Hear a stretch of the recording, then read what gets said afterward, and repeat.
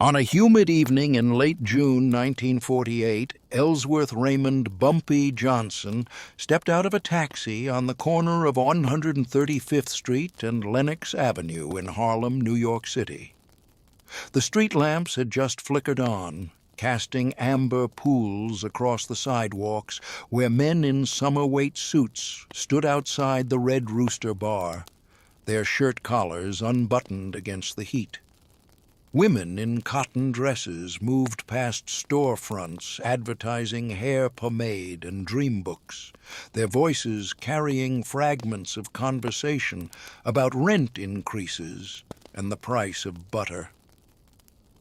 Johnson wore a gray flannel suit despite the temperature, his pocket square precisely folded, his shoes reflecting the streetlight with the high shine of recent polish. He was 41 years old, recently released from a federal prison sentence, and he carried himself with the careful dignity of a man who understood that appearance shaped perception before a single word was spoken. The neighborhood had changed during his incarceration. New faces controlled the corners. White organized crime families from downtown Manhattan had expanded their operations northward during the war years, establishing policy banks and heroin distribution networks that now threaded through buildings Johnson had once known by heart.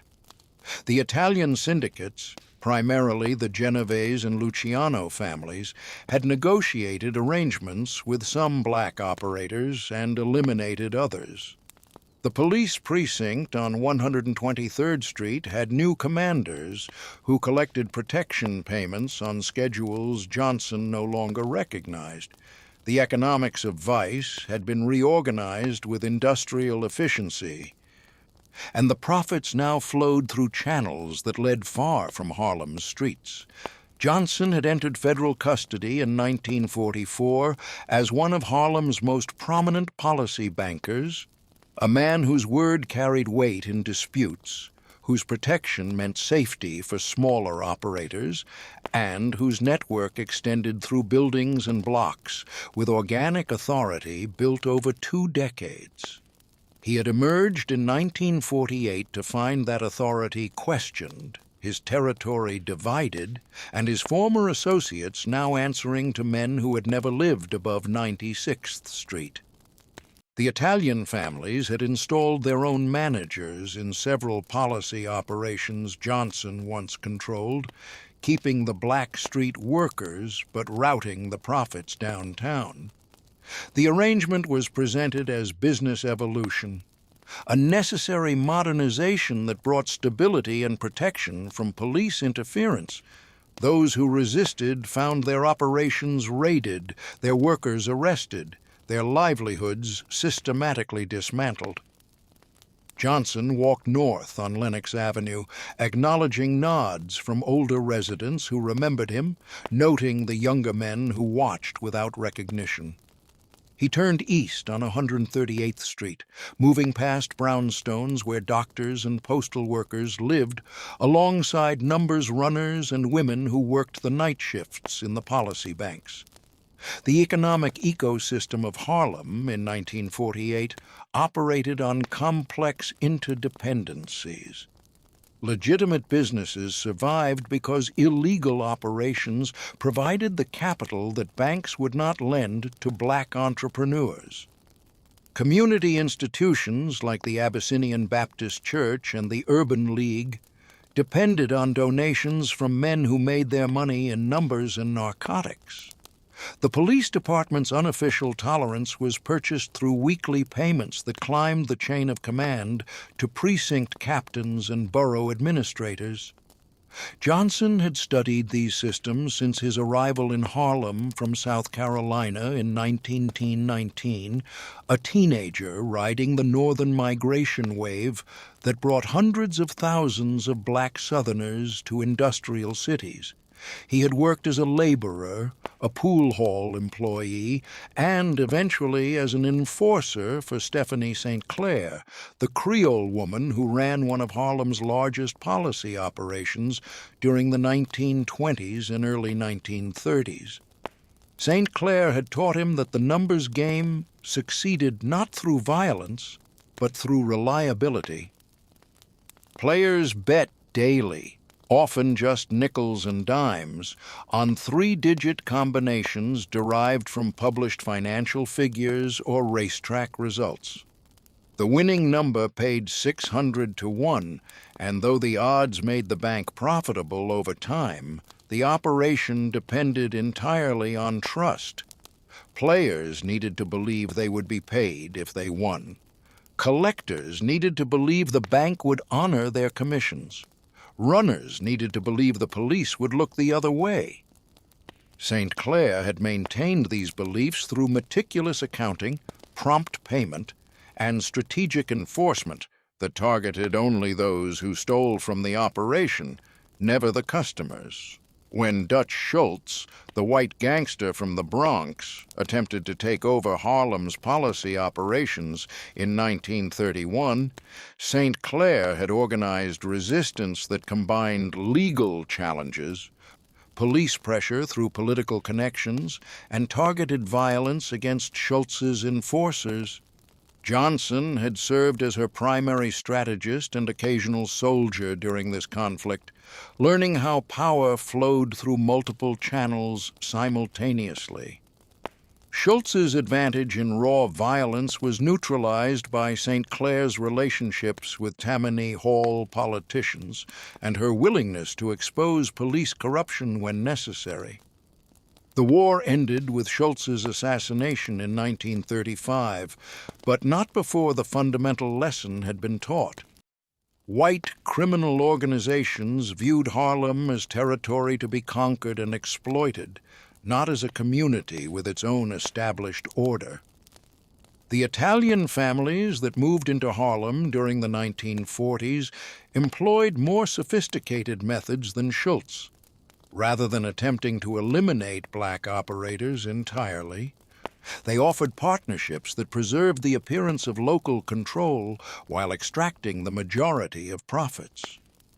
Frank Costello, who had consolidated power in the Luciano family after Lucky Luciano's deportation, approached Harlem's policy banks with proposals that combined protection from police raids with access to political influence.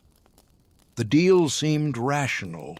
Black operators would maintain their street-level operations and customer relationships, while the Italian families would handle law enforcement, provide legal representation when arrests occurred, and manage relationships with politicians and judges. In exchange, the Italian families would receive 60 to 70% of the net profits. Some operators accepted these terms, calculating that 30% of a protected operation exceeded 100% of a business constantly vulnerable to police interference. Others resisted and found themselves indicted on federal charges, their operations crippled by sudden enforcement of laws that had previously been ignored. The Italian families had cultivated relationships with federal prosecutors and FBI agents, providing intelligence about rival organizations in exchange for selective enforcement against those who refused cooperation. Johnson had watched this pattern from prison, reading between the lines of the letters and newspaper clippings that reached him, understanding that his release would bring him into a landscape where the old rules had been rewritten. On the evening of June 28, 1948, Johnson walked into Small's Paradise, a nightclub on 7th Avenue where Harlem's various operators gathered to conduct business over drinks and live jazz. The venue's owner, Edwin Smalls, maintained neutrality in disputes, making the club a reliable space for negotiations and information exchange. Johnson moved to the bar, ordering bourbon and scanning the room, with the systematic attention of a man cataloging changes. He recognized faces, noted absences, observed who sat together and who maintained distance. Near the back of the club, At a round table, usually reserved for high-stakes card games, sat three white men in summer suits. The man in the center was Anthony Fat Tony Salerno, a capo in the Genovese family who managed the organization's Harlem operations. To his left sat his lieutenant, a thin man named Dominic, who handled collections. To his right sat a lawyer named Samuel Brenner, who represented several policy banks now operating under Italian protection. Around them stood four black men Johnson recognized as former independent operators who now worked as managers in the new structure. The configuration communicated hierarchy clearly. The white men sat, the black men stood, and the conversation flowed downward. Johnson finished his bourbon and moved toward the table. The room's ambient noise seemed to decrease as people noticed his approach, conversations pausing mid-sentence as heads turned. Salerno looked up from his drink, his expression shifting from inattention to calculation as he recognized Johnson. The two men had never met directly, but reputations preceded formal introductions in their world. "Bumpy Johnson," Salerno said, his voice carrying the thick accent of East Harlem. "Heard you were back on the street. Welcome home." Johnson stopped at a respectful distance from the table, his posture relaxed but his attention focused. "Mr. Salerno," he said, his voice low and even. "Appreciate the sentiment." Salerno gestured to an empty chair at an adjacent table. "You want to sit? Talk business? Things have changed up here. Might be opportunities for someone with your experience." The offer was framed as courtesy, but Johnson understood the underlying message. He was being given the opportunity to join the new structure in whatever capacity Salerno deemed appropriate, likely as a mid-level manager reporting to Italian supervisors. The alternative to acceptance was isolation and eventual elimination through legal or extra-legal means. Johnson glanced at the chair, then at the men standing around Salerno's table. One of them, a former policy banker named Theodore Wilson, who had once operated independently in the blocks around 145th Street, avoided eye contact. Wilson had been arrested 3 times in 2 years before finally accepting Italian partnership. His operation now ran smoothly, his workers no longer harassed by police, but everyone understood that he managed rather than owned the business he had built. "I appreciate the offer," Johnson said, his tone unchanged, "but I need some time to see how things sit. Been away a while. Want to understand the current arrangement before I commit to anything." Salerno's expression hardened slightly, the friendly facade thinning. "Time's a luxury, Bumpy. The neighborhood's organized now. Everybody's got their place. Everything runs smooth. Man tries to operate outside the structure. He creates problems. Problems get solved."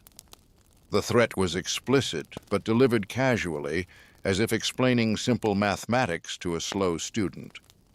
The men standing around the table shifted their weight, uncomfortable witnesses to a confrontation that could reshape their own positions depending on Johnson's response.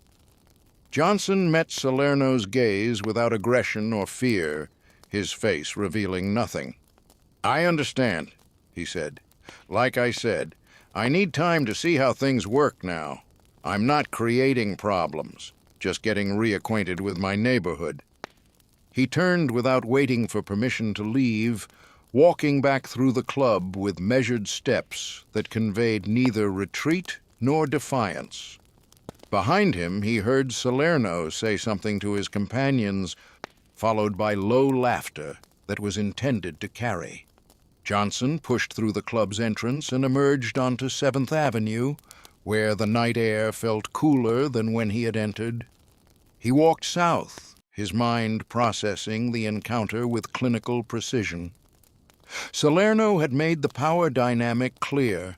Acceptance meant subordination, and resistance meant conflict with an organization that controlled police, prosecutors, judges, and politicians. The Italian families had constructed an infrastructure of protection that made independent operation nearly impossible. A black man running policy without Italian approval would face constant raids, arrests on pretextual charges, and pressure on his customers and workers. The old model of informal protection through individual police relationships had been replaced by institutional corruption that flowed through official channels. Johnson understood that anger would be useless. Salerno had not insulted him personally. He had simply articulated the racial and economic hierarchy that structured the criminal economy in post-war New York. White organized crime families viewed black operators as labor, not partners. The system was not maintained by Salerno's individual prejudice, but by generations of accumulated advantages. Access to legitimate business capital, relationships with political machines, connections to law enforcement leadership, and the social assumption that white men in suits conducting business in nightclubs were respectable, while black men doing the same were criminals to be controlled. Over the following days, Johnson moved through Harlem with deliberate purpose, rebuilding his network through conversations that appeared casual but followed systematic logic. He met with former associates in barber shops and church basements, on stoops and in small restaurants, asking questions and listening to answers that revealed the full extent of the Italian family's control. The picture that emerged was comprehensive. The Genovese and Luciano families had divided Harlem into territories, with different capos managing different sections. They had negotiated agreements with the police department that protected their operations in exchange for regular payments and intelligence about non-affiliated criminals. They had established relationships with bail bondsmen and defense attorneys who ensured that arrested workers spent minimal time in custody. They had even begun providing loans to legitimate black businesses, creating economic dependencies that extended their influence beyond the criminal economy. Johnson learned that several operators who had refused Italian partnership had been indicted on federal narcotics charges despite never dealing drugs. The charges came from the Federal Bureau of Narcotics, whose agents worked closely with Italian informants to build cases that removed obstacles to consolidation. The prosecution sent clear messages. Resistance would be criminalized. Cooperation would be protected. Some operators had fled to other cities. Others had accepted subordinate positions after watching their competitors destroyed. The community response to this transformation was complex. Many residents appreciated the increased police restraint that came with Italian management. The coordinated raids that had periodically swept through Harlem during the 1930s and early 1940s, arresting hundreds and disrupting the entire neighborhood, had become rare.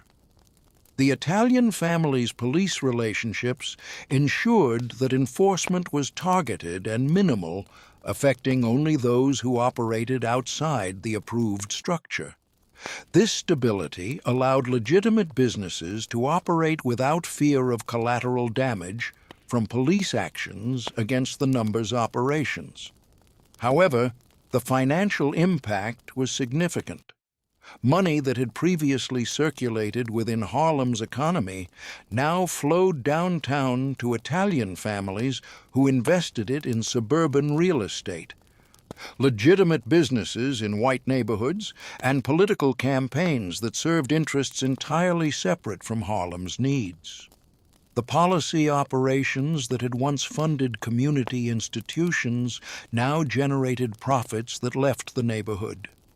Loan sharking operations that had traditionally been managed by black operators, according to community standards, were now overseen by Italian enforcers whose collection methods were harsher and whose interest rates were higher. Johnson recognized that challenging this system required more than competitive policy banking. The Italian family's advantage was structural, not operational. They succeeded not because they ran numbers more efficiently, but because they had neutralized the forces that typically constrained illegal operations. A successful challenge would need to attack these structural advantages rather than competing directly in the policy game. He began by reaching out to Stephanie St. Clair, his former mentor who had retired from active operations but maintained relationships throughout Harlem. St. Clair lived in a townhouse on Sugar Hill, the neighborhood's most prosperous section, where she had invested her policy bank profits in real estate during the 1930s. She was now in her early 60s, her reputation sufficient to ensure that the Italian families left her alone in exchange for her neutrality. Johnson visited her on a Monday afternoon in early July, sitting in her parlor while she served coffee in china cups that reflected the discipline she had always maintained between her business methods and personal presentation. "They're more organized than Schultz was," St. Clair said, her voice still carrying the slight French accent of her Caribbean upbringing. "Schultz thought violence would be enough. These men understand that power comes from making yourself necessary. They've positioned themselves as the only barrier between the policy banks and constant police interference. Break that protection, and operators have no reason to pay them." Johnson sipped his coffee. "How do I break it?" "You don't break it directly. You make it irrelevant. Find a different source of police protection, one the Italian families can't control. Then demonstrate that their system isn't the only option." Johnson considered this. The NYPD's command structure was deeply connected to the Italian families through decades of cultivated relationships and systematic corruption. Precinct captains and borough commanders received payments that dwarfed their official salaries. Detectives worked as informal partners with Italian operations, providing intelligence about rival organizations and investigations. Attempting to compete for police loyalty would be expensive and ultimately futile, as the Italian families could always outbid him and had personal relationships that money alone couldn't replicate. "What about federal?" Johnson asked. St. Clair raised an eyebrow. "Federal law enforcement has been the Italian family's weapon against black operators. You think you can flip that?" "Not flip it, but maybe complicate it. The FBI doesn't work for the Italian families. They work with them when it's convenient, when Italian families provide intelligence about communists or other targets the Bureau cares about. But the Bureau has its own priorities. If those priorities shift, the convenience ends." St. Clair smiled slightly. "You're thinking about J. Edgar Hoover's obsession with public morality and his hatred of drug trafficking." Johnson nodded. "The Italian families have been moving heavily into heroin since the war, the Luciano family especially. They're importing it through connections in Sicily and distributing it through networks they control in black neighborhoods. Hoover's made noise about drug trafficking being a national threat. If someone could give the FBI detailed intelligence about Italian heroin operations that happen to be based in their Harlem policy banks, the Bureau might find that more valuable than the intelligence the Italian families have been providing about communists in the longshoremen's unions." St. Claire set down her cup carefully. That's a dangerous strategy. You'd be inviting federal scrutiny into the entire neighborhood, not just the Italian operations. And you'd be marking yourself as an informant, which is death if discovered. Only if I do it directly. But if intelligence reaches the FBI through intermediaries, through community organizations or churches reporting neighborhood concerns about drug activity, through legitimate businessmen complaining about the deterioration Italian control has brought, then the source stays obscured. The FBI gets actionable intelligence. They raid Italian operations. The Italians' protection network gets disrupted, and suddenly their value to black operators decreases. St. Clair was silent for a long moment, her gaze distant as she calculated risks and possibilities. You'd need to be very careful about the intelligence you provide. It has to be accurate enough to be valuable but structured to target only the Italian operations, not the black policy banks they claim to protect. You'd need people inside their organization who can report on their drug operations without those people knowing they're reporting to you. I've been thinking about that, Johnson said. The Italian families employ dozens of black workers in their Harlem operations. Most of these workers resent the arrangement. They're doing the same jobs they did when black operators controlled the banks, but now they're making less money because the Italians take the lion's share of profits. Some of them would be willing to share information if approached correctly, especially if that information only concerns drug operations, which many of them want nothing to do with anyway.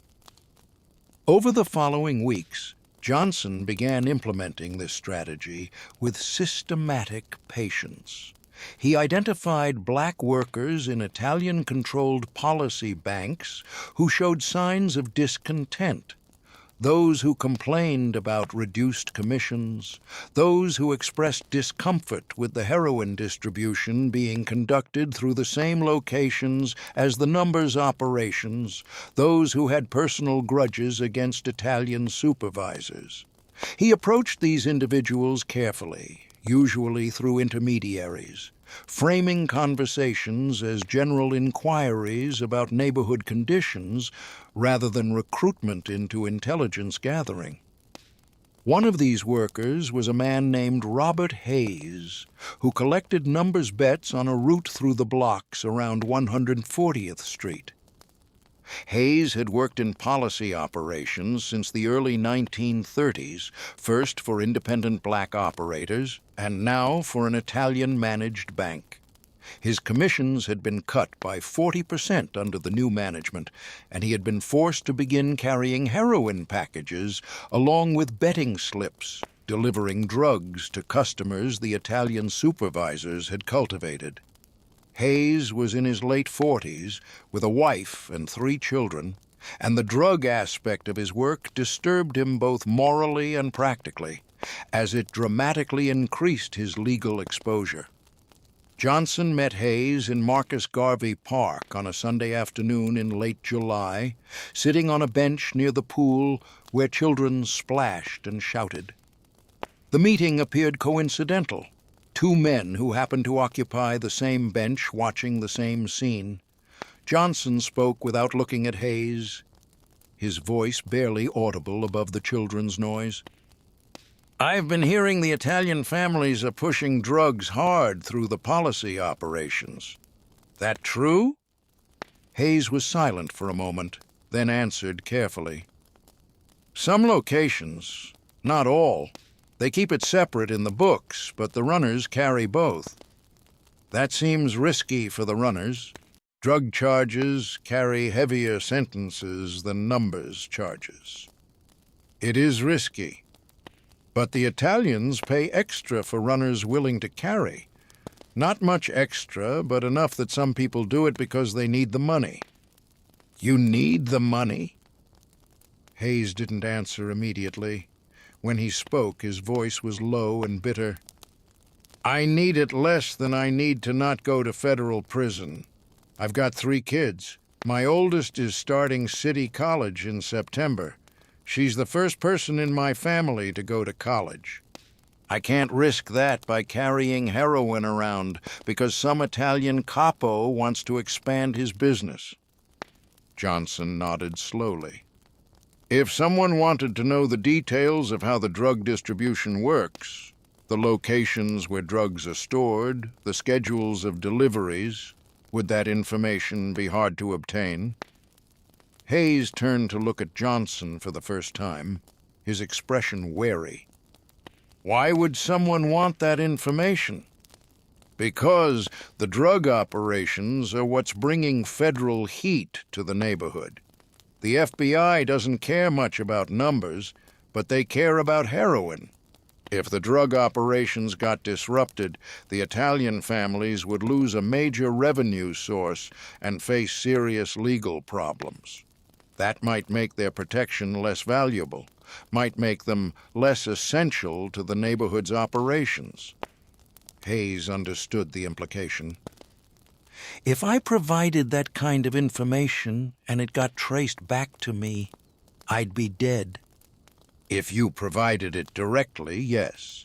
But if you shared it with someone who shared it with someone else, who eventually shared it with community organizations concerned about drug activity in their neighborhood, who then shared it with federal authorities as a matter of civic responsibility, the chain would be impossible to trace back to you. Hayes looked back at the pool, watching his daughter jump from the edge into the water. I'd need to think about it. Take your time, Johnson said. But understand that the current situation isn't stable. Either the Italian families will consolidate control completely, which means you'll be carrying heroin and making lower commissions for the rest of your career, or something will change. Change requires information. Johnson stood and walked away, leaving Hayes on the bench. Over the following days, Hayes would consider the offer, weighing his fear of Italian retribution against his disgust with his current situation and his hope that disrupting the drug operations might restore something closer to the old order.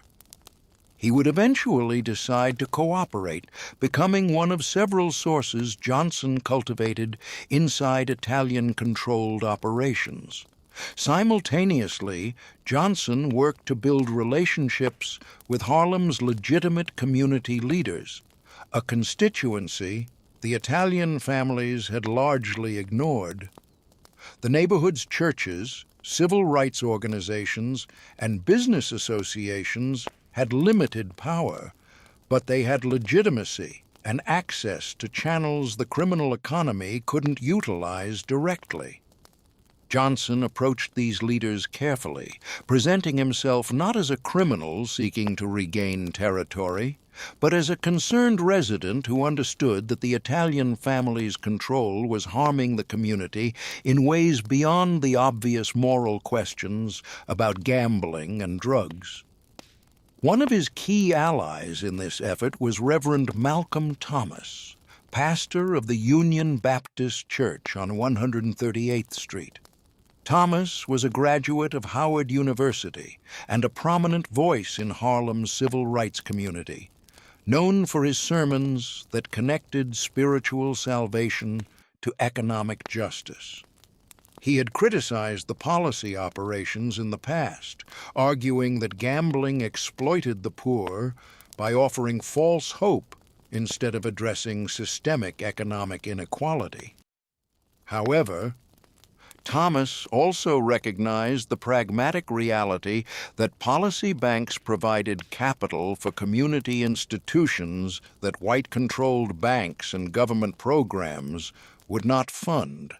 Johnson met Thomas in the pastor's church office on a Wednesday evening in August, sitting in a simple room lined with theological books and civil rights publications. Thomas was in his early 50s, a tall man with silver-framed glasses and the careful diction of someone who had learned to navigate multiple worlds. "I know your reputation, Mr. Johnson," Thomas said. "I've preached against what you represent, the exploitation of hope, the corruption of community values. But I've also seen the reality of how this neighborhood survives. The question is, why you're here now?" Johnson had prepared for this conversation, understanding that Thomas would be skeptical of any criminal operator seeking his cooperation. "The Italian families that control the policy operations now are importing heroin and distributing it through the same networks that handle numbers. They're deliberately targeting young people, creating addicts who will provide steady customers for decades. The old policy operators, whatever their other flaws, generally avoided drugs because addiction destroyed the community stability their businesses depended on. The Italians don't live here, so they don't care about long-term community effects." Thomas leaned back in his chair. "I've heard similar concerns from other community members. We've seen an increase in heroin addiction over the past few years, particularly among veterans who returned from the war with physical and psychological wounds.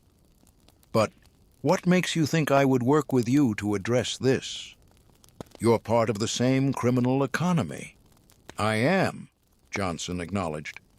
"I'm not claiming moral superiority, but I have practical reasons to want the Italian families out of Harlem, and those reasons align with community interests.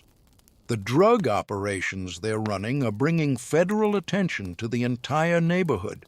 When the FBI starts making arrests, they won't distinguish carefully between drug dealers and numbers runners, between Italian operations and black operations.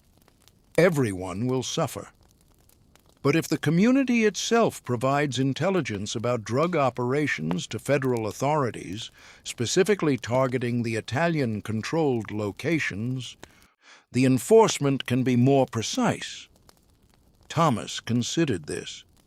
"You want me to encourage my congregation to inform on drug operations to the FBI.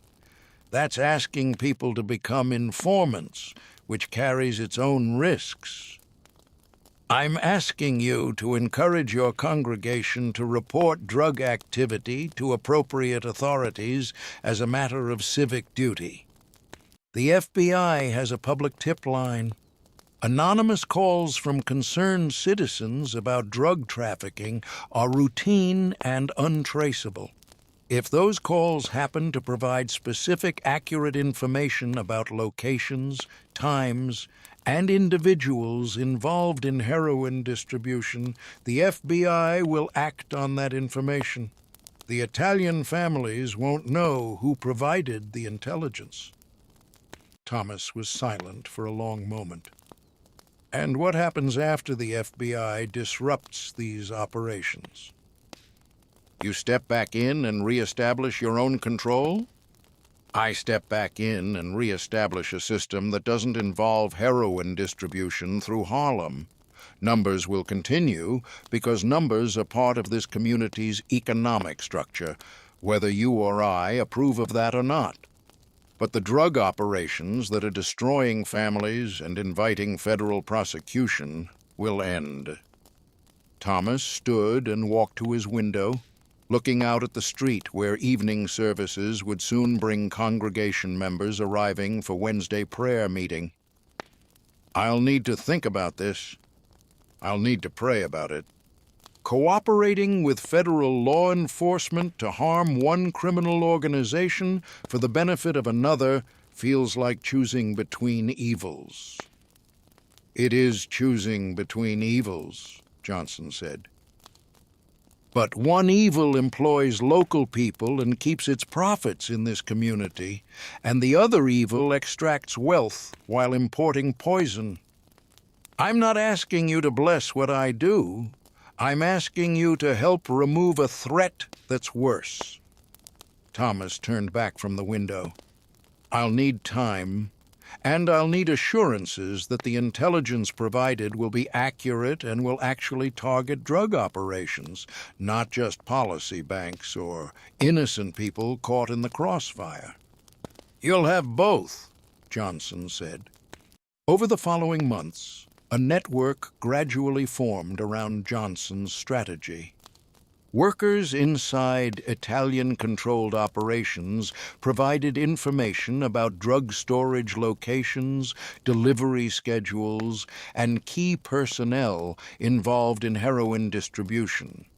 This information flowed through intermediaries to Johnson, who verified its accuracy through multiple sources before passing it, again through intermediaries, to community leaders like Reverend Thomas.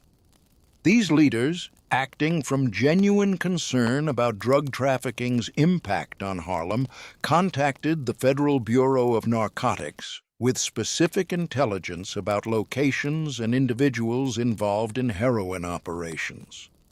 The Bureau responded to this intelligence with systematic attention. Unlike local police, whose corruption made them unreliable partners in enforcing drug laws, federal narcotics agents operated with relative independence and answering to different institutional priorities. The intelligence they received was detailed and actionable, providing the specifics they needed to obtain search warrants and make arrests that would survive legal challenges. The Bureau also appreciated that the intelligence came from community sources rather than from rival criminals, which gave it credibility and insulated it from defense attorneys' claims of motivated fabrication. The first major raid occurred in October 1948, when federal agents executed search warrants on 3 locations in Harlem that served as both policy banks and heroin distribution points.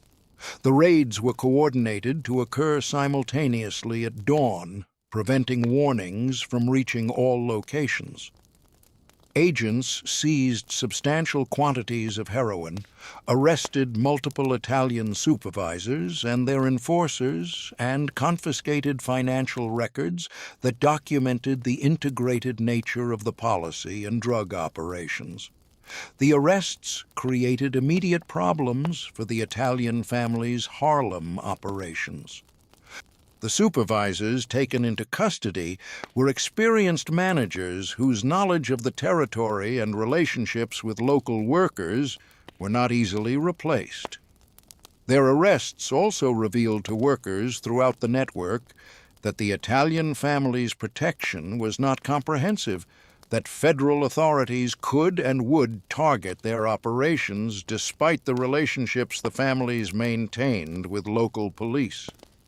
This realization undermined the primary value proposition the Italian families offered: immunity from law enforcement interference. Anthony Salerno responded to these raids with characteristic aggression, increasing security at remaining locations and attempting to identify the source of the intelligence leak. His suspicion naturally focused on black workers in the organizations, as the intelligence had been too specific to come from external observation alone. Several workers were interrogated, some violently, but the diffuse nature of Johnson's intelligence network and its routing through community organizations made identification of specific sources impossible. The interrogations further alienated workers who had already resented the Italian management, creating additional recruitment opportunities for Johnson's network. Johnson observed these developments without direct involvement, maintaining his pattern of casual visibility throughout Harlem while avoiding any action that could definitively link him to the intelligence operation. He continued his routine of barbershop visits, restaurant meals, and evening walks, presenting himself as a retired operator living on legitimate investments. The fiction was thin, but it was sufficient to prevent direct accusation, and the Italian family's attention was focused on the immediate crisis of federal investigation rather than on long-term strategic opponents. The second phase of the strategy involved exploiting the economic vulnerabilities the raids had created. With key supervisors arrested and operations disrupted, the Italian-controlled policy banks faced organizational chaos.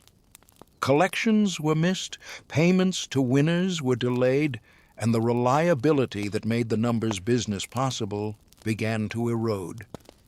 Johnson, through intermediaries, began offering alternative banking services to customers and workers dissatisfied with the Italian operations' decreased reliability.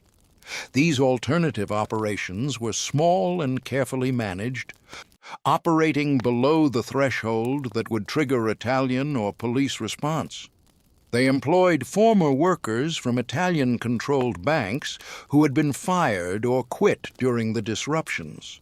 They paid winners promptly and in full, re-establishing the trust that the Italian operations had compromised. They also maintained strict separation from any drug activity, making explicit that they ran clean numbers operations that focused solely on the policy game. Word of these alternative operations spread through Harlem's informal communication networks, the barbershops and beauty salons and street corners where residents exchanged information about everything from employment opportunities to reliable merchants. The alternatives were not presented as competition with the Italian families, but as backup options for times when the Italian operations were disrupted.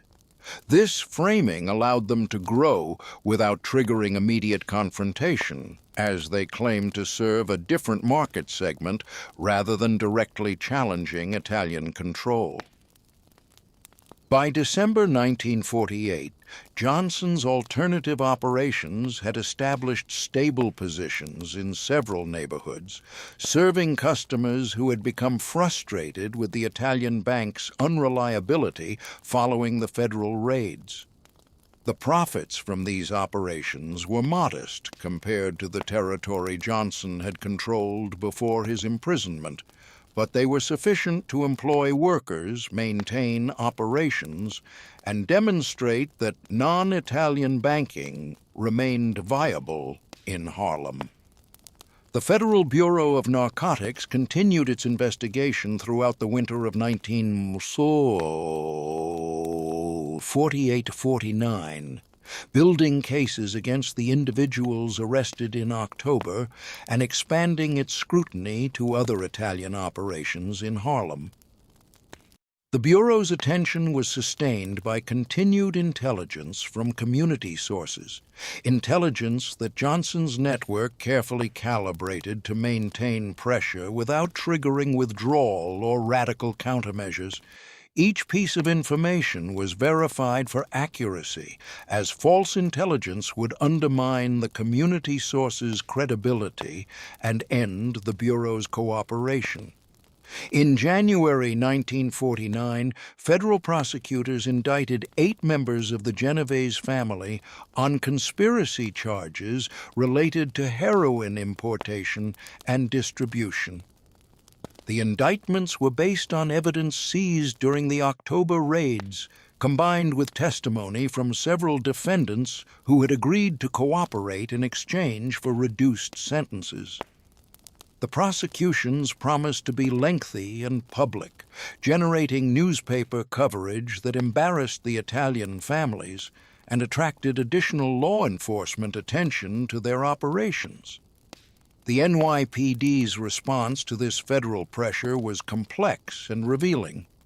Local police commanders, who had long protected Italian operations, found themselves caught between their profitable relationships with the families and the federal scrutiny those relationships now attracted.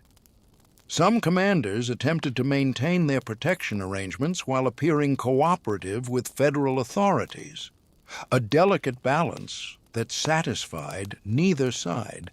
Others chose to distance themselves from the Italian families temporarily, suspending the police tolerance that had allowed the policy banks to operate openly. This suspension of police protection created significant operational problems for the Italian-controlled banks. Locations that had operated for years without interference suddenly faced regular patrol stops and harassment. Workers were arrested on minor charges that had previously been ignored. The predictable schedules that had allowed the operations to function efficiently became liabilities, as police could simply wait at known locations during known hours to make arrests.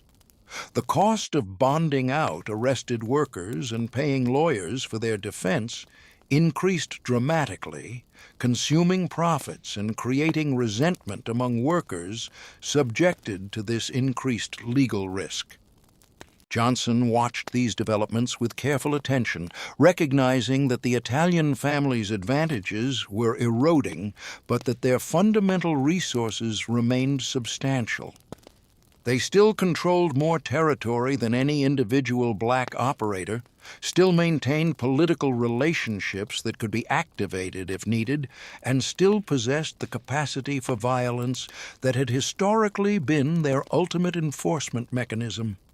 Replacing them would require not just undermining their position, but offering workers and customers a demonstrably superior alternative.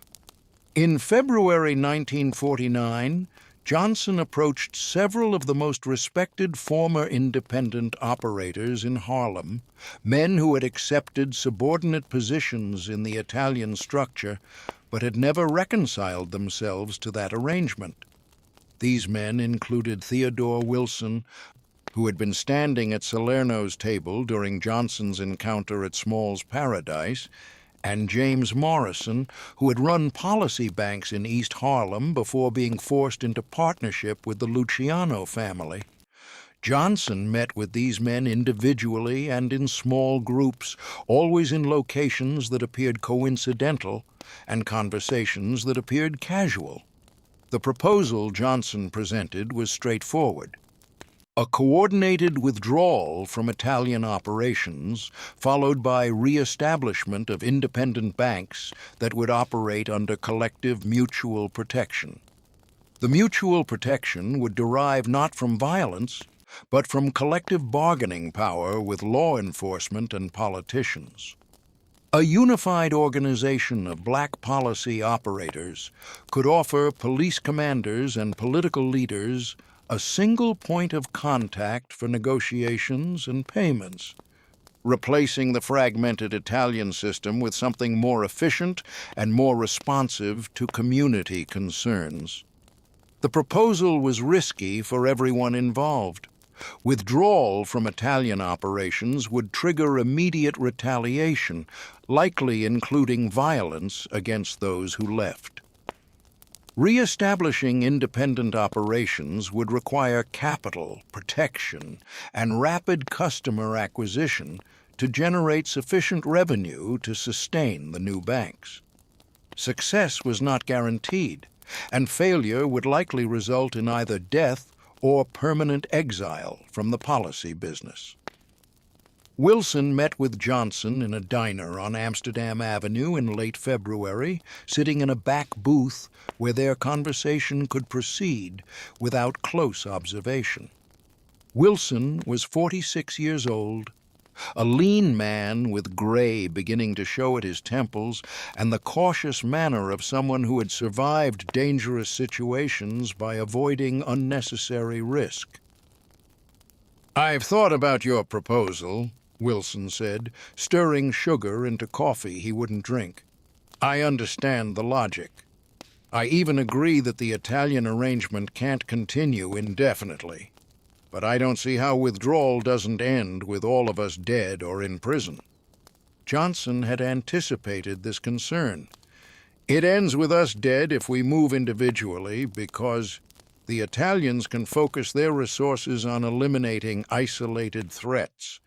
It ends differently if we move collectively and simultaneously, creating multiple problems they have to address at once. Their advantage is organization and resources. We match that by organizing ourselves and by creating a crisis they can't resolve through simple elimination. What kind of crisis? We coordinate with law enforcement, but not the NYPD. We've already established that federal authorities are interested in the Italian drug operations. We expand that interest to include their protection racket, their relationships with local police, their systematic corruption of municipal government. We provide intelligence that leads to indictments not just of soldiers, but of capos and bosses. We make their cost of maintaining control exceed their benefit from that control.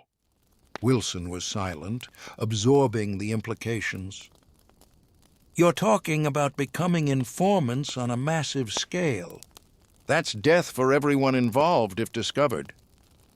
We're talking about providing information through community sources and civil authorities, same as we've already been doing with the drug operations. The mechanism stays the same. The scope expands. And we do it while simultaneously offering police and politicians an alternative arrangement that's cleaner and more sustainable. We tell them they can continue collecting protection money, but from operators who aren't importing heroin and whose operations don't attract federal investigation. We make ourselves the solution to problems the Italian families have created. Wilson leaned back against the booth's vinyl. You're assuming the police and politicians will see us as preferable to the Italians? These are people who've worked with the Italian families for decades, who have personal relationships and trust built over time. Why would they switch to us? Because the federal investigations make those relationships toxic. A police commander who accepts money from an Italian capo under indictment for drug trafficking is vulnerable to his own prosecution. A politician who protects operations that are actively being investigated by federal authorities is risking his career. We offer them the same financial benefits with dramatically reduced legal exposure. That's a rational trade from their perspective. Wilson considered this logic, testing it against his experience and knowledge of how power operated in New York's criminal economy. The analysis was sound, but implementation would require precise timing and comprehensive coordination. How many people are you talking about? How many operators would need to coordinate? I've spoken with 8 former independent operators. Not all will participate, but I believe at least 5 will. That's enough to create a coordinated withdrawal that the Italian families can't easily contain. With 5 operators reopening independent banks simultaneously in different neighborhoods with different worker networks, the Italians would need to retaliate against multiple targets at once. They lack the personnel to do that effectively, especially while dealing with federal prosecutions and police uncertainty. And if they choose to make an example of one operator to show the cost of resistance? Johnson met Wilson's gaze directly. Then we need to ensure that retaliation triggers consequences they're not prepared to accept. If they kill one of us, the intelligence about their operations flows to federal authorities faster and more comprehensively. If they attack our workers, we provide law enforcement with specific information about who conducted the attacks and where those individuals can be found. We make violence against us more costly than tolerating our independence. Wilson was quiet for a long moment, staring at his untouched coffee. When he spoke, his voice was low and tired. I spent 3 years under Italian management. 3 years watching them take 70% of the money my workers collected. Money from people in my neighborhood betting nickels and dimes. 3 years watching them disrespect my people, treat them like servants, bring drugs into locations that used to be clean operations. I've thought about leaving. I've thought about resistance. But I've also got a family, and I've seen what happens to people who challenge them. I understand, Johnson said. I'm not asking you to decide now. I'm asking you to think about whether the current situation is sustainable and whether collective action might create opportunities that individual resistance can't. Talk to people you trust. Gauge whether others are feeling the same way you are. And understand that if we don't act, the Italian families will continue consolidating until there's no possibility of change at all. Wilson nodded slowly. I'll think about it. I'll talk to people. But I need to be convinced that the risk is justified by realistic chances of success. I'm not sacrificing my family for a symbolic gesture. Neither am I, Johnson said. Over the following weeks, similar conversations occurred throughout Harlem as Johnson's proposal circulated among former independent operators. The discussions were careful and paranoid, conducted in locations chosen for their privacy, and among men who had known each other for decades. Trust was essential, as any informant within the group would provide the Italian families with advance warning that would allow them to prevent the coordinated withdrawal or eliminate its leaders before it could begin. By late March 1949, Johnson had commitments from 5 former independent operators willing to participate in a coordinated withdrawal from Italian-controlled operations. These 5 men represented significant portions of Harlem's policy banking infrastructure, collectively managing dozens of street workers and serving thousands of daily customers. Their simultaneous departure would create immediate operational chaos for the Italian families while establishing viable alternative operations that could absorb displaced workers and customers. The withdrawal was scheduled for April 15, 1949, chosen because it followed the mid-month period when policy banks settled accounts with winning players and collected commissions from workers. This timing ensured that all financial obligations under the Italian system would be satisfied before the break, minimizing immediate justification for Italian retaliation based on unpaid debts. It also meant that workers would be starting fresh 2-week cycles, making the transition to new management less disruptive to their personal cash flow. Johnson spent the 2 weeks before the scheduled withdrawal date ensuring that all supporting elements were in place. He confirmed that alternative locations had been secured for the new independent banks, spaces that were not currently under Italian control and that had sufficient security to protect workers during the vulnerable initial period. He verified that capital was available to float the operations until revenue began flowing from customer bets. He ensured that workers had been recruited and were prepared to shift their allegiance on the scheduled date. Most critically, he confirmed that intelligence about Italian operations, intelligence that would be released to federal authorities if the Italians responded with violence, was documented and ready for transmission through community intermediaries. He also met with Stephanie St. Clair one final time before the withdrawal, seeking her perspective on the plan's viability and her advice on potential complications.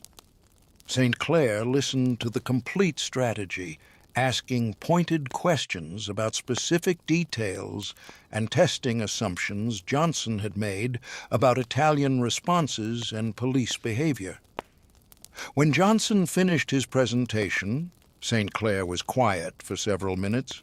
her gaze distant as she evaluated the proposal against her 4 decades of experience in Harlem's criminal economy. "It could work," she said finally. "The logic is sound and the timing is reasonable. But you're depending on the Italian families behaving rationally, responding to incentives and disincentives the way a business would. These are people who built their power through violence and reputation. Even if killing you and the others would be bad business, they might do it anyway to maintain their reputation for not tolerating resistance. Reputation is often more valuable than short-term profit in this world." Johnson nodded. "I've considered that, but I'm betting that the current circumstances make reputation less valuable than avoiding additional federal scrutiny.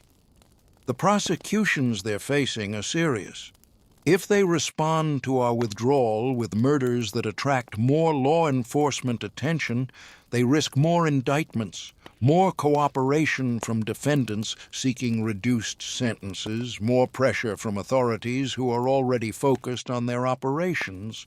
The cost-benefit ratio doesn't favor violence.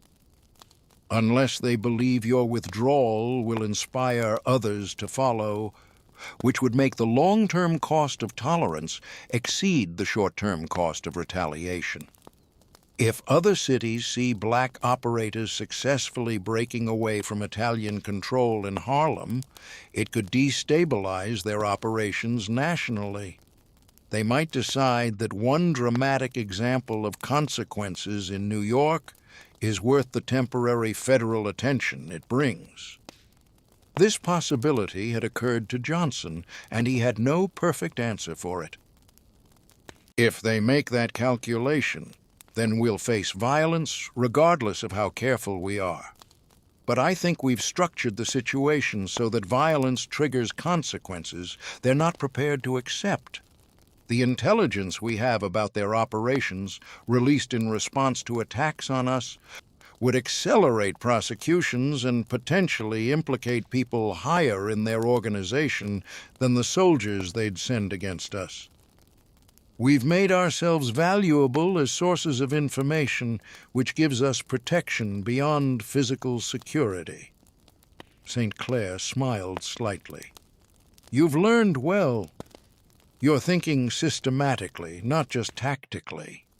That's what's necessary to change structures rather than just win individual confrontations. But remember that systems are made up of individuals, and individuals don't always behave the way systems predict.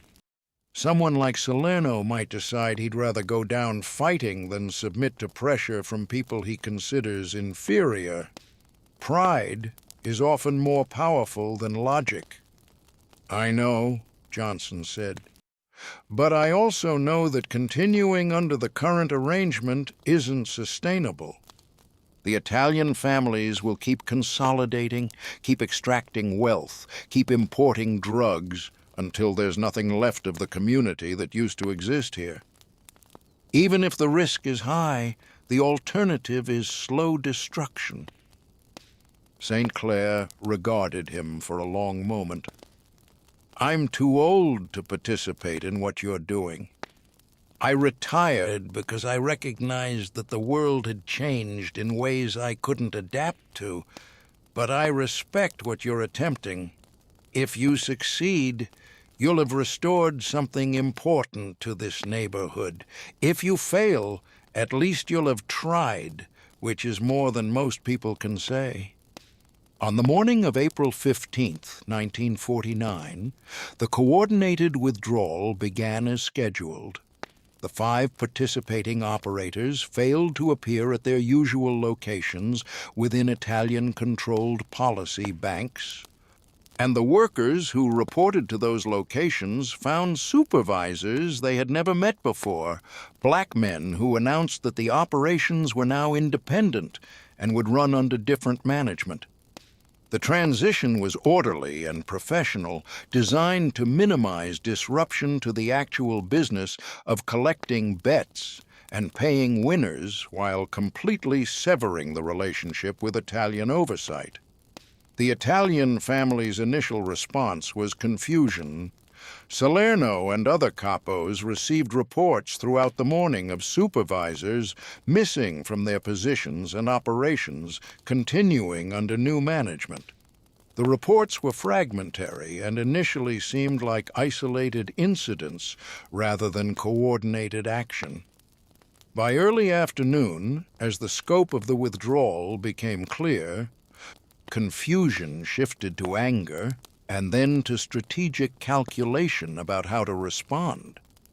Salerno called a meeting at a social club on Mulberry Street in Little Italy, gathering the capos responsible for Harlem operations and several high-ranking soldiers whose experience included enforcement actions.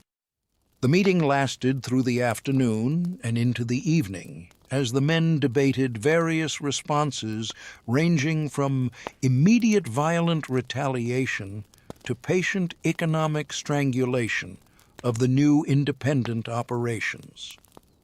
The arguments for violence were straightforward. Allow this rebellion to succeed, and others would follow.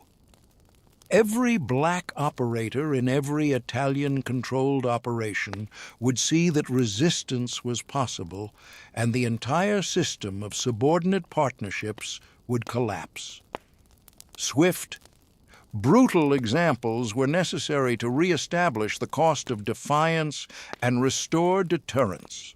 Several soldiers volunteered to conduct such actions immediately, arguing that delay would be interpreted as weakness. The arguments against immediate violence were more complex, but ultimately more persuasive. The federal prosecutions following the October raids were scheduled to begin trials in June. Additional murders in Harlem would generate newspaper coverage that would further inflame federal interest and might trigger expanded investigations. Several of the men facing prosecution were negotiating for reduced sentences, and additional charges based on new violence would eliminate their incentive to remain silent. The NYPD, already uncertain about maintaining protection arrangements during federal scrutiny, would likely withdraw cooperation entirely if confronted with murders that brought more federal attention. Moreover, the intelligence question remained unresolved. Someone had been providing federal authorities with detailed information about Italian drug operations. That information flow had enabled the October raids and the subsequent prosecutions. If the withdrawal was connected to that intelligence operation, violent retaliation might trigger the release of additional information that could lead to more indictments. Until the source of the intelligence was identified and eliminated, aggressive action carried unknown risks. The meeting produced a consensus for a measured response. The Italian families would attempt to economically isolate the new independent operations by maintaining pressure on customers and workers to return to Italian-controlled banks. They would leverage relationships with police to increase harassment of the independent operations while maintaining protection for their own. They would exploit their capital advantages to offer better odds and higher payouts, making the Italian banks more attractive than the poorly capitalized independent competitors. If these economic and legal pressures failed to restore control within 30 days, violent options would be reconsidered. This decision reflected the Italian family's fundamental misunderstanding of Johnson's strategy. They assumed the independent operations were competing businesses that would succeed or fail based on conventional market factors. They failed to recognize that the withdrawal was part of a comprehensive assault on the structural advantages that had made Italian control possible. The economic and legal pressures they planned to employ were precisely the tools Johnson had spent months neutralizing. The police harassment that resumed against the independent operations was countered by intelligence about police corruption flowing to federal authorities.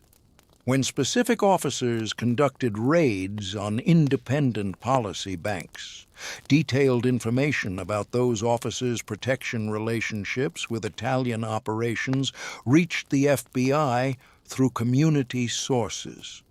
The Bureau, already investigating Italian organized crime, found this information about police corruption valuable and began expanding its scrutiny to include NYPD officers who appeared in multiple reports from community sources. This expansion of federal attention created new problems for the Italian families. Police commanders who had reliably protected their operations for years suddenly faced questions from federal investigators about their relationships with Italian criminals. Some commanders responded by suspending all protection arrangements temporarily, affecting both Italian and independent operations equally. Others attempted to maintain their Italian relationships while appearing clean, a balance that required reducing the visible signs of protection, like regular raids on competitors. The net effect was to decrease the police harassment that Italian banks could direct at independent operations while maintaining the federal pressure that made Italian operations legally vulnerable. The economic pressure the Italian families attempted to apply through better odds and higher payouts proved similarly ineffective. Johnson and his partners had anticipated this tactic and had structured their operations to prioritize reliability over generosity. Their odds were standard, their payouts prompt, and their business practices transparent. They explicitly marketed themselves to customers as stable alternatives to the chaos and federal scrutiny affecting Italian operations. For customers who valued predictability over slightly better odds, who wanted to bet without worrying that their bank might be raided or their regular collector arrested, the independent operations offered clear advantages. The capital disadvantage Johnson's operations faced was real but not determinative. The Italian families had deeper reserves and could absorb losses that would bankrupt smaller operators. However, Johnson had structured his finances conservatively, maintaining lower overhead and more modest profit margins. His operations didn't need to match Italian revenue to succeed. They only needed to sustain themselves long enough for federal prosecutions to further weaken Italian position. This was a waiting game, not a sprint. Throughout May 1949, the competing systems coexisted in unstable equilibrium. Italian-controlled policy banks continued operating in their traditional territories, serving customers who preferred familiar arrangements or who faced pressure to maintain loyalty. Independent operations expanded gradually, attracting customers dissatisfied with Italian management and workers seeking better commissions. Federal prosecutors continued building cases against Italian defendants, generating regular newspaper coverage that maintained public attention on organized crime in Harlem. The NYPD navigated between its traditional Italian relationships and new federal scrutiny, providing inconsistent protection that satisfied no one. This equilibrium was disrupted in early June when the first of the federal drug trafficking trials began in Manhattan Federal Court. The trial received extensive newspaper coverage, with journalists detailing the prosecution's evidence about heroin importation through Italian crime family networks and distribution through operations in Harlem and other black neighborhoods. Witnesses testified about the integration of drug trafficking with legitimate and quasi-legitimate businesses, including policy banks. Defense attorneys attempted to portray their clients as legitimate businessmen who had been entrapped by overzealous federal agents, but the documentary evidence and testimony from cooperating defendants undermined these claims. The trial lasted 3 weeks and resulted in convictions on multiple counts for all defendants. The sentences were substantial, ranging from 15 to 30 years in federal prison.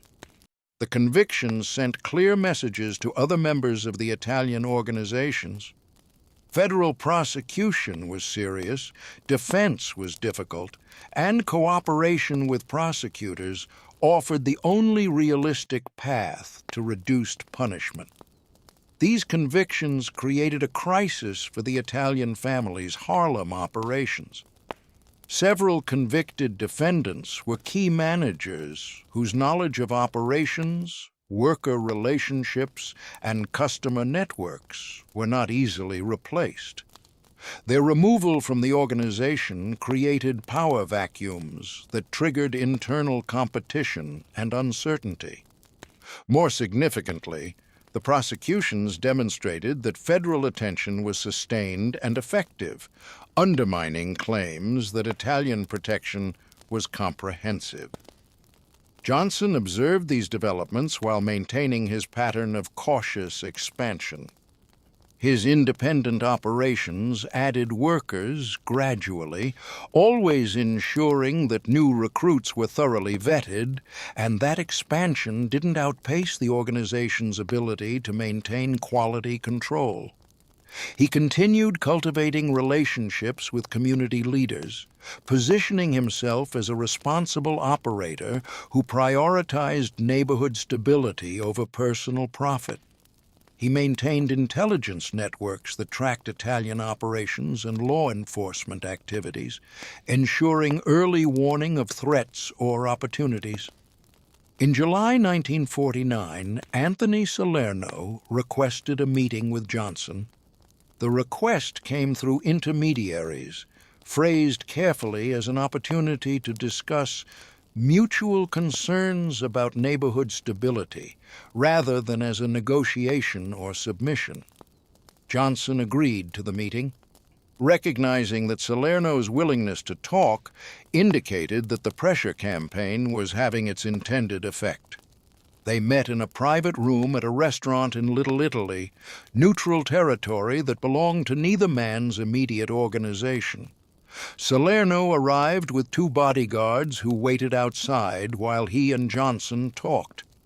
Salerno looked older than he had 9 months earlier at Small's Paradise, the stress of federal prosecutions and organizational disruption visible in his posture and expression.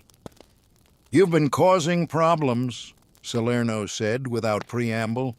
"I've been running independent policy operations," Johnson replied evenly. "That's different from causing problems. When your independent operations come with federal investigations and police corruption inquiries and newspapers writing about organized crime, that's causing problems. The question is what you want. You want to take over all of Harlem? You want us out completely?" Johnson had prepared for this conversation, understanding that it represented an opportunity to reshape the relationship between Italian and black operations in fundamental ways. "I want what existed before your families decided to take over, which is black operators controlling black neighborhoods without paying tribute to people who don't live here and don't care what happens here. I don't want conflict with Italian families in other parts of the city. I don't want to expand into your traditional territories. I want Harlem to be independent." Salerno was silent for a moment, absorbing this. "And the federal investigations? The intelligence someone's been feeding to the FBI about our operations?" "The federal investigations are about heroin trafficking," Johnson said carefully. "You brought drugs into neighborhoods where they didn't exist before. You created addict populations and destroyed families for profit. The community responded by reporting that activity to appropriate authorities. If you stopped trafficking drugs in Harlem, the community would have less to report." Salerno's expression hardened. "You're saying you're behind the federal investigations?" I'm saying the community is behind the federal investigations. I'm part of the community. When you push poison into neighborhoods and extract wealth while providing nothing but protection from consequences your own presence creates, people notice, people respond. By informing, by becoming rats, by protecting their neighborhood through the legal channels available to them. Call it what you want, but understand that it will continue as long as your operations include drug trafficking. Remove the drugs, and the intelligence flow stops. Salerno leaned back in his chair, his gaze calculating. You're offering a deal.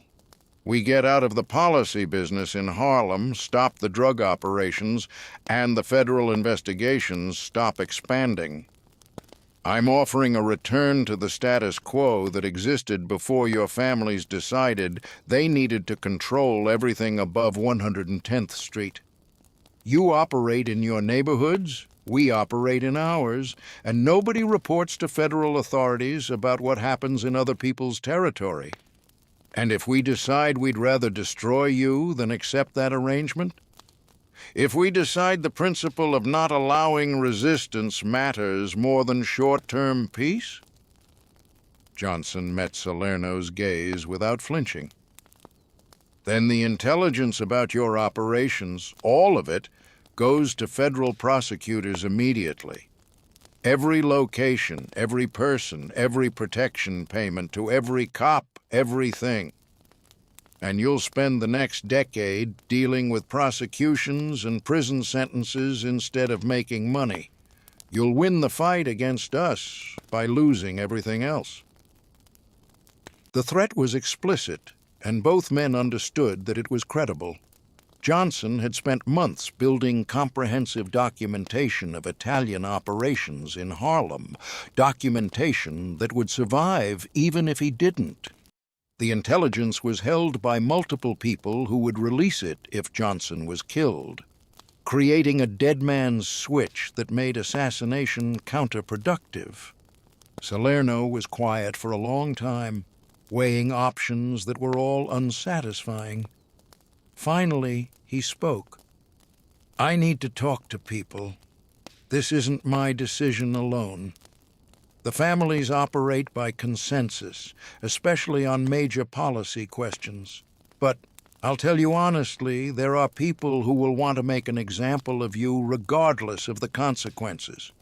They'll say that tolerating your resistance encourages other resistance, that short-term pain is worth long-term deterrence. Those people are thinking about the past, Johnson said. The world changed after the war. Federal law enforcement is more aggressive and more effective than it used to be. Local political machines are weaker. The old methods don't work the same way anymore. The families that adapt will survive. Those that don't will spend the 1950s in federal courtrooms. Salerno stood, signaling the meeting's end. I'll talk to people. Don't expect quick answers. These things take time. Johnson left the restaurant understanding that the negotiation had entered a new phase. Salerno's willingness to meet indicated that continued confrontation was considered more costly than accommodation, but the decision would involve multiple power centers within the Italian families, each with different priorities and risk tolerances. The outcome was uncertain, but the fact of negotiation represented progress. Over the following weeks, Johnson received indirect messages indicating that debates within the Italian families were intense and divisive. Some capos argued for acceptance of Harlem's independence, calculating that maintaining nominal control while facing constant federal investigation was less valuable than peaceful withdrawal and refocus on territories where their position was stronger. Others insisted that permitting this resistance would inspire similar challenges elsewhere, making tactical retreat strategically ruinous. The debates consumed meetings and generated conflicts that threatened organizational unity. The resolution came in August 1949, announced through the same intermediaries who had arranged the July meeting. The Italian families would withdraw their direct management from policy operations in Harlem, allowing black operators to re-establish independent control. In exchange, those operations would maintain strict separation from drug trafficking, and intelligence about Italian operations in other parts of the city would cease flowing to federal authorities. The agreement was not a formal treaty, but an understanding maintained through mutual interest. Both sides benefited from ending the conflict, and both sides would suffer from its continuation. The withdrawal was gradual and carefully managed to avoid appearing as surrender. Italian supervisors were removed from Harlem policy banks over several weeks, replaced by black managers who had previously worked in subordinate positions. The transition was presented as organizational restructuring rather than retreat, a business decision to focus resources on more profitable territories. Workers and customers noticed the change, but understood the fiction that maintained everyone's dignity. For Johnson, the withdrawal represented fundamental transformation of Harlem's criminal economy. The policy operations that re-emerged under independent black control operated according to pre-Italian standards, local management, local employment, and profits that remained within the community rather than flowing downtown to white crime families. The operations still violated laws against gambling, still extracted money from poor residents betting on long-shot dreams, but they did so without the added exploitation of absentee ownership and drug trafficking. The financial impact was significant. Estimates from the period, based on police records and later historical research, suggest that Harlem's policy operations generated approximately $3 million annually in gross revenue. Under Italian control, roughly $2 million of that had flowed out of Harlem to the crime families. Under independent black control, the money remained in the community, funding everything from legitimate businesses to civil rights organizations to the informal welfare systems that helped residents survive economic hardship. Johnson's personal position was transformed as well. He emerged from the conflict as Harlem's most powerful policy banker, controlling operations across multiple neighborhoods and commanding respect from both operators and community leaders. His wealth grew substantially, though exact figures are difficult to verify, and later estimates suggest he may have accumulated assets worth several $1 million by the early 1950s. This wealth made him arguably the richest black man in New York and possibly in the United States at that time, though comparisons are complicated by the illegal source of his income and the difficulty of documenting criminal earnings. More importantly than personal wealth, Johnson had demonstrated that systemic change was possible through strategic intelligence and coalition building. He had challenged an entrenched power structure not through direct violence, but through patient pressure applied to institutional vulnerabilities. He had shown that federal law enforcement could be leveraged against organized crime through community intelligence, that police corruption could be exposed and used to constrain police behavior, and that economic alternatives could undermine monopolistic control. The broader impact of this victory extended beyond Harlem. Black operators in other cities observed what had happened in New York and recognized that Italian control was not inevitable. Similar challenges emerged in Philadelphia, Chicago, and Detroit over the following years, as black policy bankers applied variations of Johnson's strategy to reclaim independence from white organized crime families. These challenges were not universally successful, and many ended in violence or compromise, but they established a pattern of resistance that continued through the 1950s and contributed to the eventual decline of white families' control over black neighborhoods' criminal economies. Johnson's relationships with legitimate community institutions also evolved following the Italian family's withdrawal.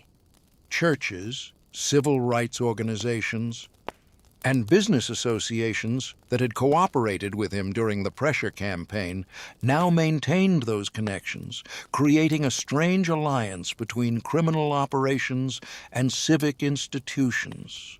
Johnson donated money to churches and schools, provided loans to black businesses that banks would not fund, and supported civil rights initiatives financially and logistically. These contributions were ethically complicated, as they derived from gambling operations that exploited poor residents. But they were also pragmatically valuable in a context where white-controlled institutions provided minimal support to black communities. Reverend Malcolm Thomas, whose congregation had provided intelligence about Italian drug operations, preached a sermon in September 1949 about moral complexity and community survival. The sermon, later published in a collection of his writings, acknowledged that the policy operations continued to exist and continued to take money from people who could not afford to lose it. But Thomas also noted that those operations were now controlled by community members who reinvested profits locally rather than by outside exploiters who viewed the neighborhood purely as resource extraction territory. He argued that this represented progress, not perfection, and that the community should continue working toward full economic legitimacy while recognizing the current reality of how survival was achieved. The political implications of Johnson's victory were significant but subtle. Harlem's political leadership, primarily Democratic Party officials connected to Tammany Hall, had historically maintained relationships with both legitimate constituents and criminal operators. These relationships were transactional. Politicians provided protection and patronage in exchange for financial support and voter mobilization. The Italian families had threatened to centralize this system, making politicians dependent on a single organized crime structure rather than balancing multiple independent operators. Johnson's reestablishment of independent black control restored the previous balance, giving politicians multiple sources of support and preventing any single criminal organization from exercising monopolistic influence.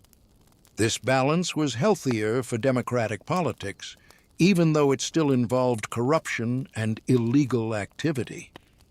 Politicians who depended on multiple independent operators had to be more responsive to community concerns than politicians who depended on a single powerful organization that cared nothing about local issues.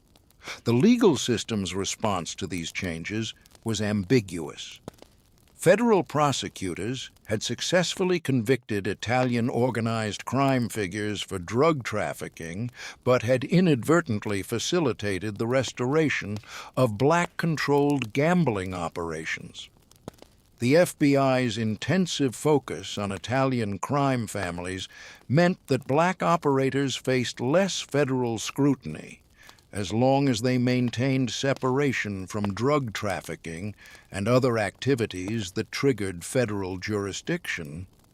Local police continued periodic enforcement against policy operations, but this enforcement was now negotiated with black operators rather than Italian families, creating a more stable and less arbitrary system of police protection. Johnson's relationship with law enforcement became increasingly complex during the early 1950s. He was arrested periodically on gambling charges, usually as part of routine enforcement that maintained the appearance of police activity against illegal operations. These arrests were pro forma, resulting in small fines or suspended sentences that had minimal impact on his operations. Police commanders and prosecutors understood that Johnson controlled substantial territory and that completely eliminating his operations was neither feasible nor desirable from their perspective.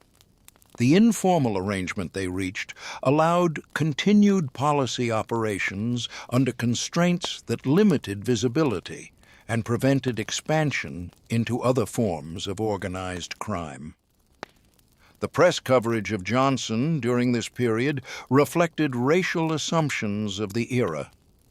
White newspapers characterized him as a Harlem racketeer or policy king, using language that criminalized his activities while often romanticizing similar white operators. Black newspapers treated him more sympathetically, acknowledging his criminal activities, but also recognizing his role in resisting white exploitation of black communities. The Amsterdam News and other black publications occasionally printed stories about his community contributions, creating a public image of a complex figure who operated outside legal boundaries but within community values. Johnson's personal life during this period was relatively stable compared to the chaos of the late 1940s. He lived in a townhouse on Lenox Avenue, maintaining a residence that reflected prosperity without ostentation. He dressed conservatively, avoided public displays of wealth, and conducted himself with the dignity that had always characterized his public presentation. He maintained a long-term relationship with a woman named Mamie Hatcher, whom he would eventually marry, and he was known for treating her with public respect that contrasted with many criminals' treatment of women. His social network included jazz musicians, writers, and artists who were part of Harlem's cultural renaissance during the late 1940s and early 1950s. He attended performances at the Apollo Theater and the Cotton Club, supported young musicians financially, and cultivated relationships with cultural figures who might seem unlikely associates for a policy banker. These relationships reflected both genuine interest in Harlem's cultural life and strategic calculation about reputation. Being known as a supporter of arts and culture enhanced his standing in the community and differentiated him from the purely predatory image of organized criminals. The policy operations Johnson controlled during the early 1950s employed hundreds of people directly and supported thousands indirectly through the economic multiplier effects of their spending. Runners collected bets from customers throughout Harlem, working on commission that typically represented 10% of the money they collected. These runners were often working-class residents, supplementing income from legitimate but low-paying employment. The policy banks also employed clerks who processed betting slips and recorded results, managers who supervised collections and payouts, and security personnel who protected money and personnel from robbery. The economic function these operations served was complex and contradictory. On one hand, they extracted substantial money from poor communities through gambling that was mathematically designed to benefit the house. Players betting daily on three-digit combinations had virtually no chance of long-term profit, and the money they lost represented resources that could have been used for food, rent, or savings. On the other hand, The operations provided employment in a labor market where black workers faced systematic discrimination, offered hope to people whose legitimate economic prospects were severely limited, and generated capital that circulated within the community rather than leaving it entirely.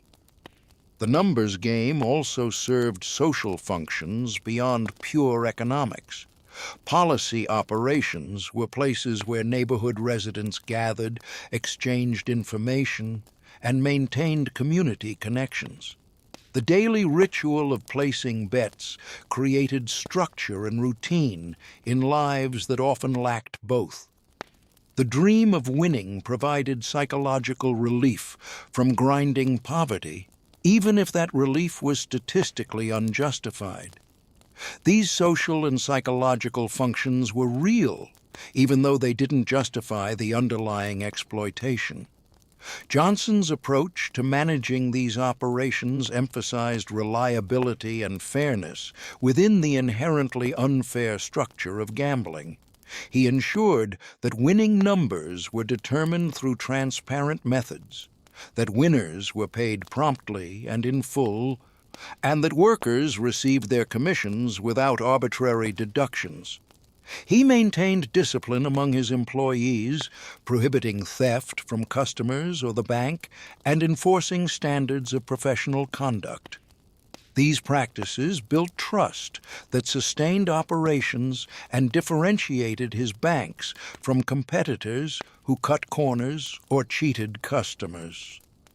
The heroin epidemic that had begun during the Italian family's control of Harlem's criminal economy continued to worsen during the early 1950s, despite Johnson's success in removing Italian drug operations. Other trafficking networks, including some operated by black criminals independent of policy banking, expanded to fill the demand the Italians had cultivated. Johnson maintained his personal and organizational separation from drug trafficking, understanding that it brought federal attention he wanted to avoid and moral condemnation he wished to escape. This separation was imperfect, as some people who worked in his policy operations were likely involved in drug trafficking separately, but he made clear that his businesses did not include drugs. The irony of this position was not lost on observers or on Johnson himself. He operated gambling operations that exploited addiction to hope while refusing to operate drug operations that exploited chemical addiction. The distinction seemed arbitrary to some critics, but Johnson viewed it as meaningful.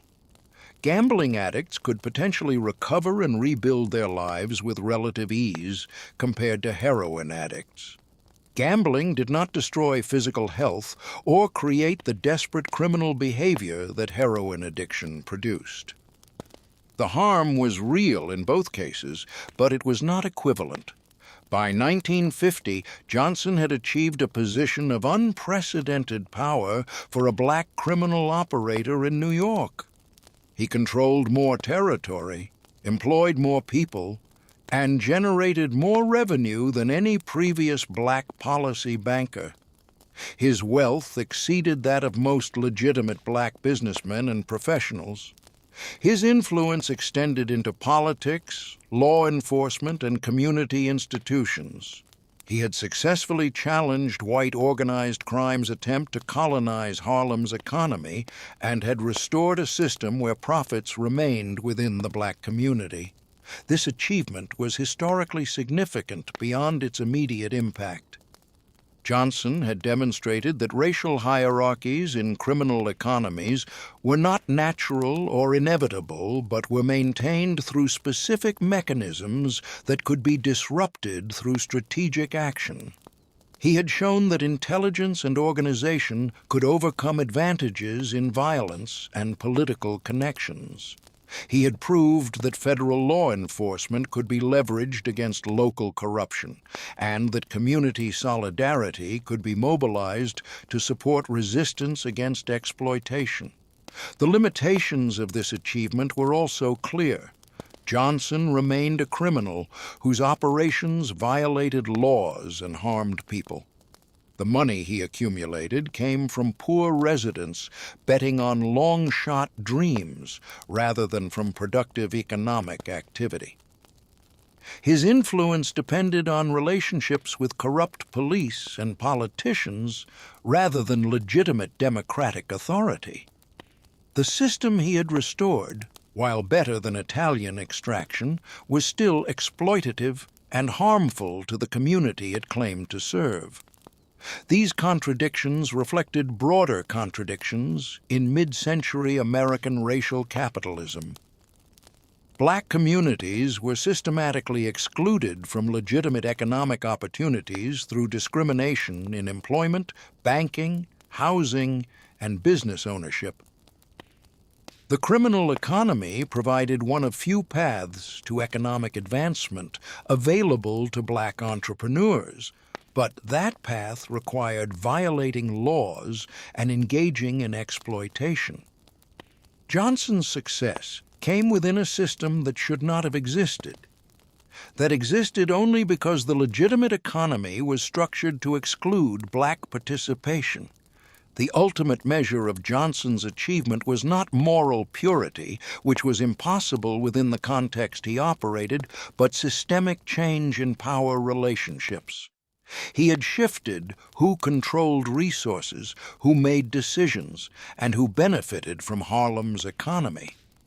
He had demonstrated that black operators could challenge white supremacy in criminal enterprises and win.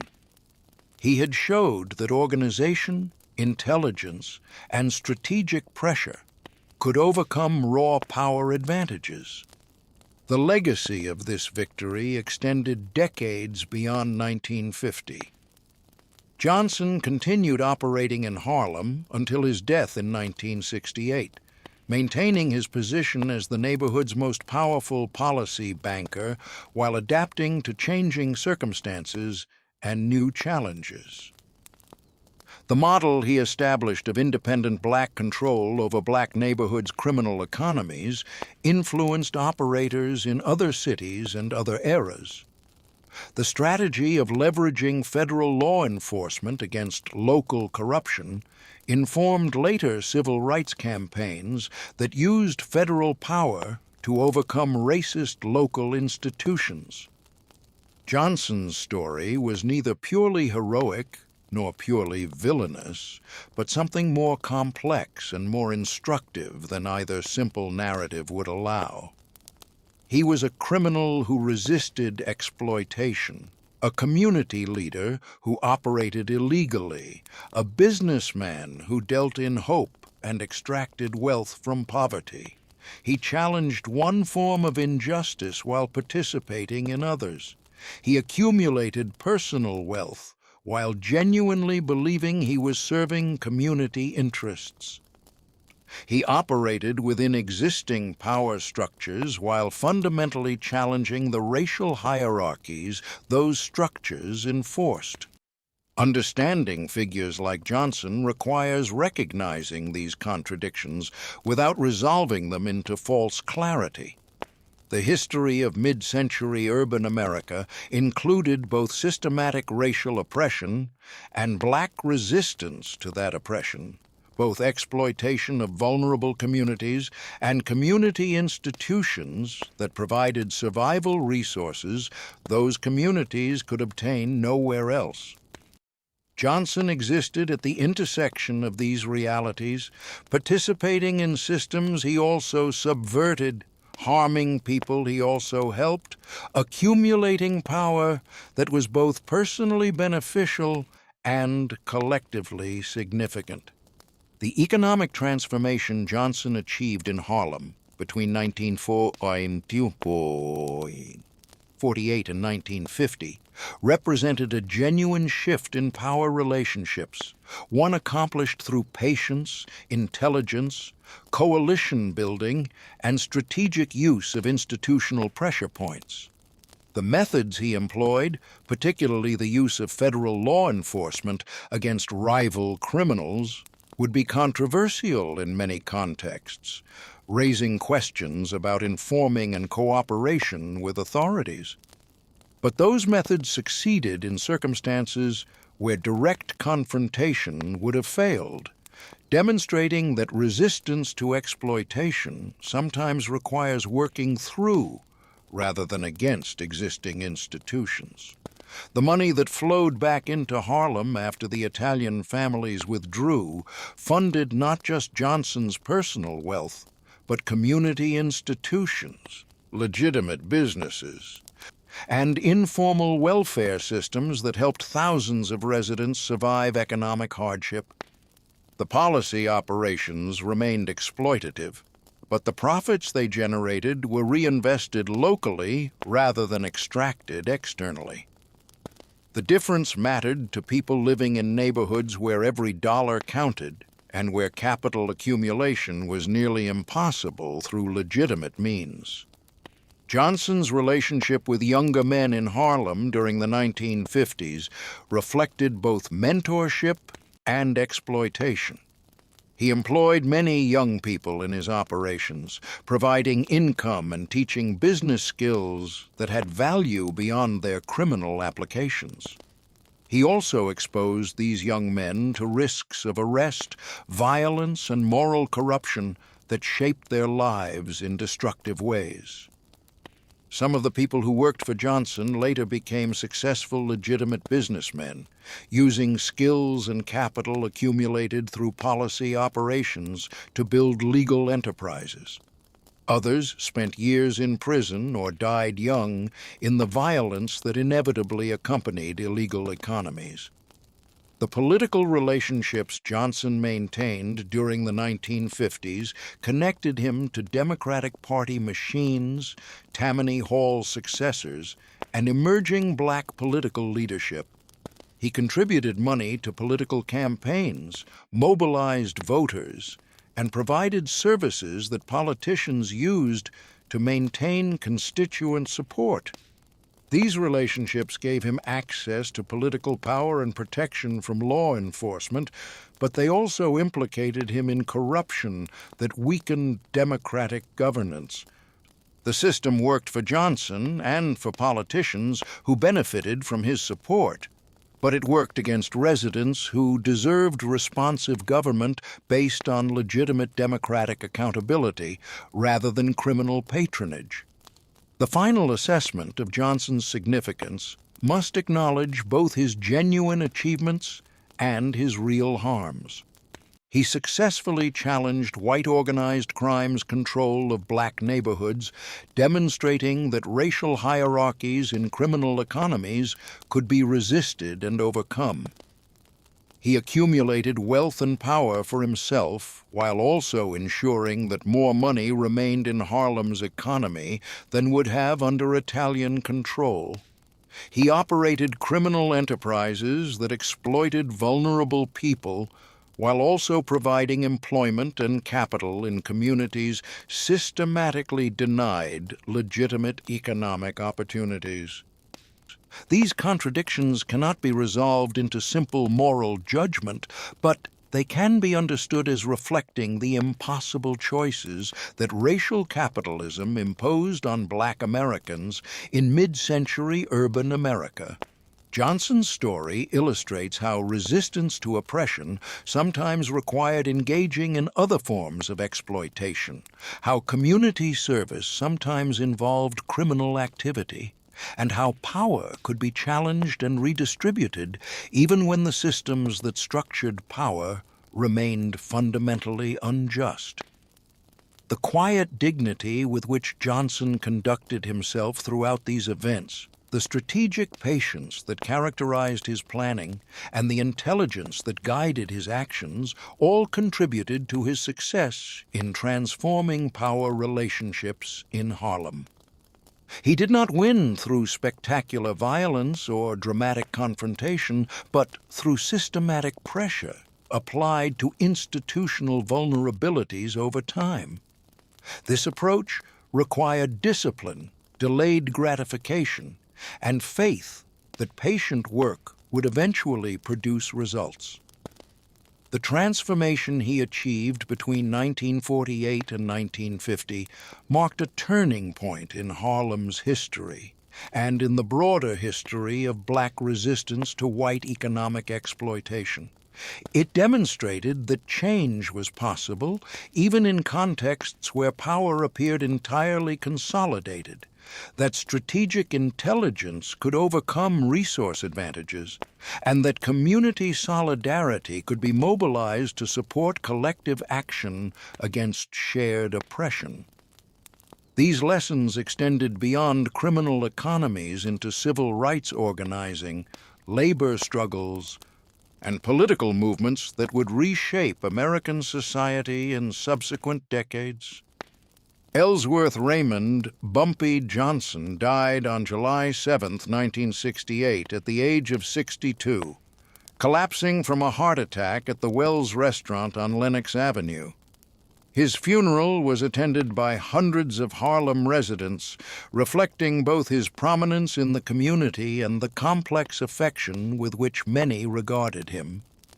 He left behind a legacy that continued to influence Harlem's economy and culture, a reputation that survived in folklore and memory, and a demonstration that power relationships could be challenged and changed through intelligence, organization, and strategic action.